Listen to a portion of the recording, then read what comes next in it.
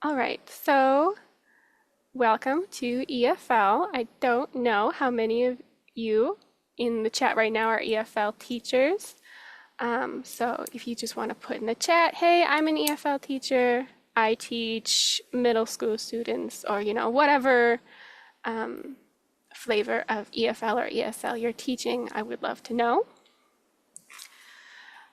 Um, and I'm going to introduce our two EFL series, which can be used in your ESL classrooms.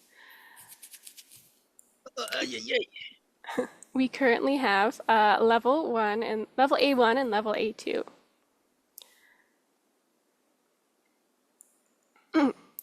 So you're going to learn about who this series was made for, the organization of a unit, the key resources of each unit, my favorite resources, and tips on pacing the curriculum.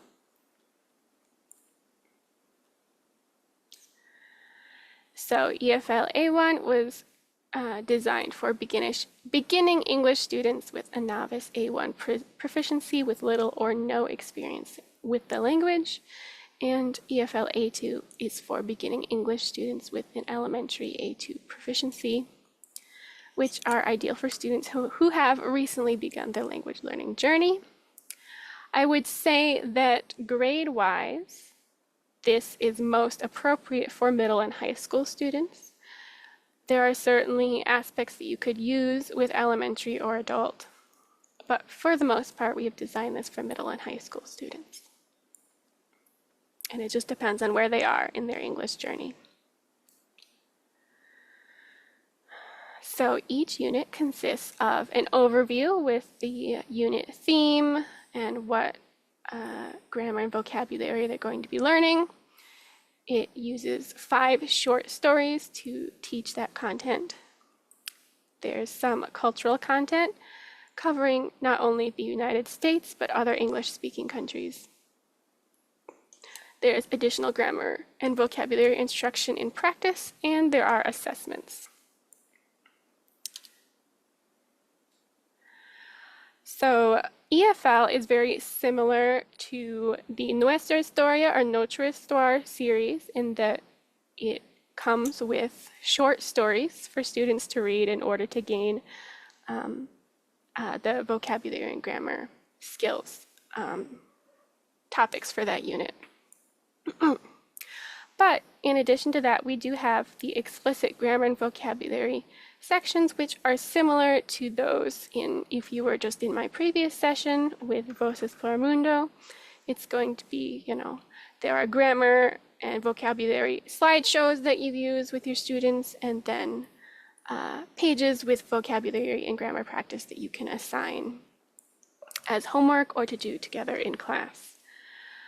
And then we also have those basic assessments along with the IPA assessment that we're a big fan of here at Voces, and I can talk a little bit more about that later.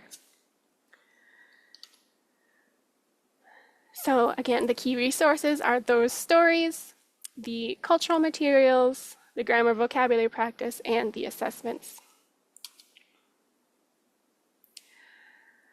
And my favorite resources, which I'll show you a little bit of, are of course the stories, which introduce the new structures by engaging students in stories that cover a variety of topics and themes. And we also have the IPA, which are the assessment, the type of assessment that tests proficiency through the completion of a real-world task. Throughout a unit, students will be practicing the same types of skills that they need in order to complete this task. And I'll talk a little bit about that in a moment. And then there's also the native speaker interviews, which in my opinion, showcase a broad range of different perspectives throughout the English speakers around the world.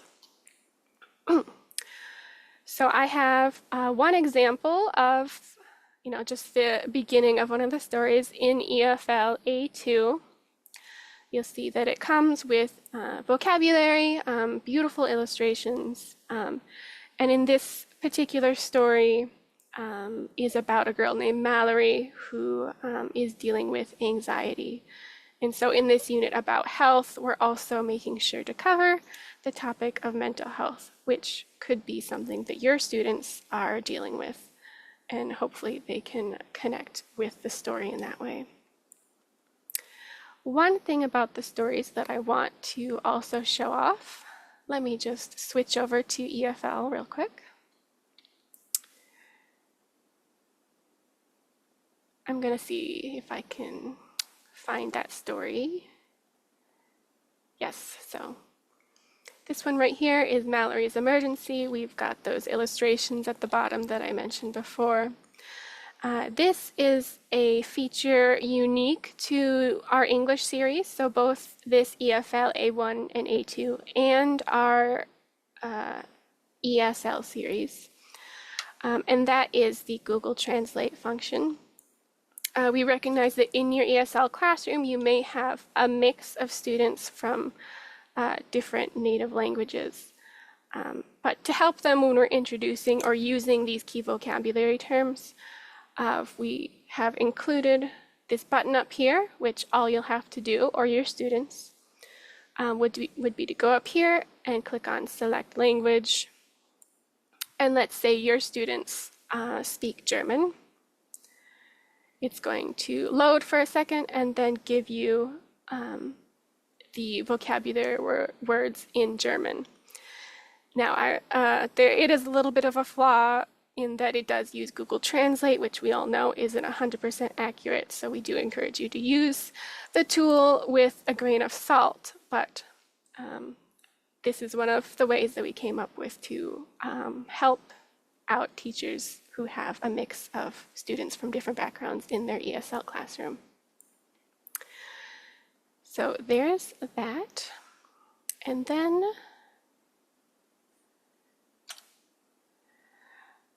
we have the IPAs. So this will be an assessment where students are given a page with a context. In this case, the context is that your student wants to apply to be a counselor at a camp over the summer. So they'll start with an interpretive reading task. They'll take a look at this infographic. Very often we use infographics. And it'll come with a few comprehension questions to make sure students can understand, okay, the job is from June 2nd to August 14th. Making sure they understand all of that. And then there'll be a few other tasks. So this first one is an interpersonal speaking task.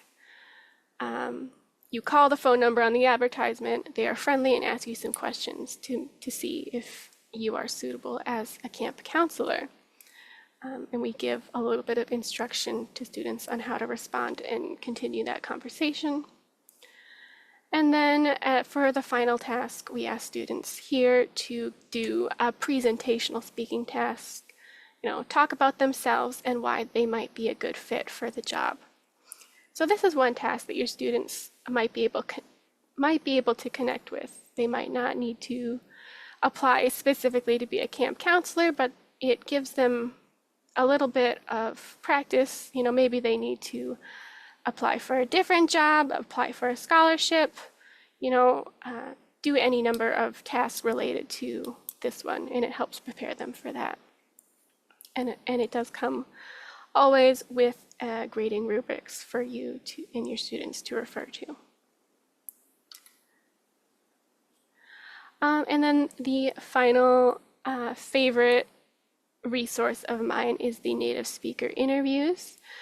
So we've done a pretty good job of getting native speakers with from various different backgrounds.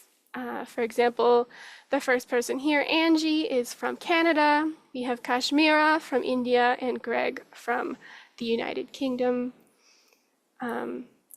All of these videos come with closed captions, a teacher-only transcript that you can use as you like. They can be slowed down. There's a lot of different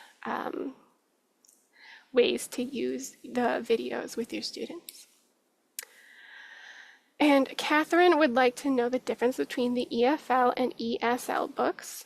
So the main difference between the two is that EFL, as I mentioned before, has that story-based structure.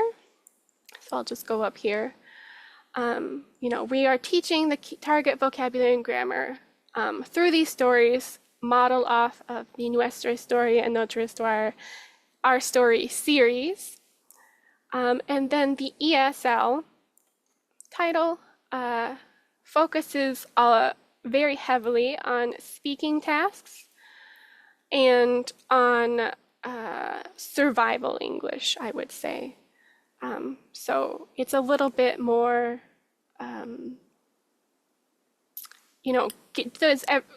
really focusing on those everyday tasks, especially if you have ESL students who have just, very recently moved to the US or wherever you're based. That is what the ESL series is for, and its main focus. Which, if you would like, we can take a look at the ESL series, or I can open it up and we can look at it a little bit if people are interested in that. You can type in the chat if you're interested. We have, how many minutes do we have? Oh yeah, we've got time. Okay. Just getting some water. Oh.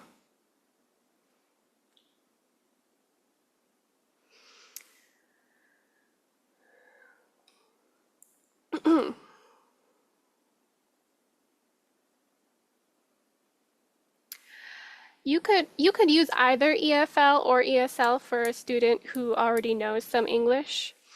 I might even suggest using EFL for a student who already has a decent base knowledge, because those stories are engaging and a little less, as you'll see in the ESL title here, a little less repetitive. So, there's all these activities that they'll have to, that you'll assign or do together in class. But the basics of the ESL curriculum, for example, it starts right off the bat with survival English, and then we'll look at just the topics of the chapters, which are greetings and introductions, about me, exchanging important information, navigating the classroom. So in EFL, which we were just going over, the themes are more broad, like family, the environment, technology, so more broad themes that you might see in perhaps like your Spanish classroom, whereas the ESL series is, very like, how do I get around in the classroom, a classroom conversation, how do I navigate my school? So that is the main difference between them, and we can just look at a few pages. We've got some vocabulary instruction. We have presentations. So here's a map of a school.